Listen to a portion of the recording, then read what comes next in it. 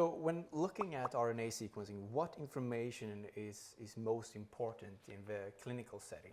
Yeah.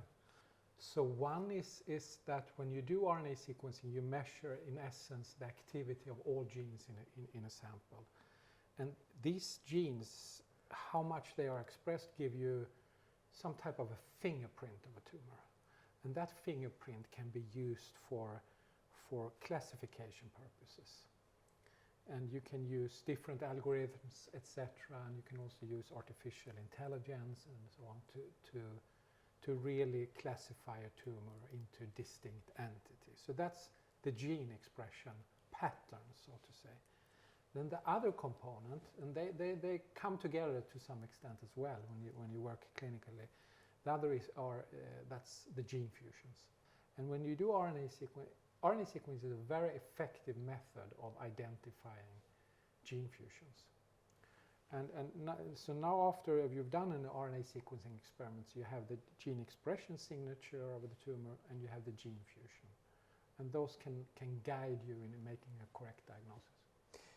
What information do you want to know about from the gene fusions? What information is relevant when looking at the gene fusions? Yeah, so you want to see what type of genes, which genes have become fused, in what way have they become fused. So we are talking about a gene fusion that is in frame, so that it encodes a functional altered but still functional protein.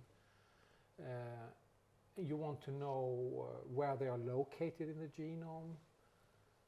You want to know if they are in guidelines, for example. So many gene fusions are today mandatory to detect. So when looking at sequencing here, what is preferred, targeted or whole transcriptome? If you do unbiased RNA sequencing, you can detect any gene fusions. And there are examples of very rare gene fusions where you can provide a therapy that would not be possible otherwise.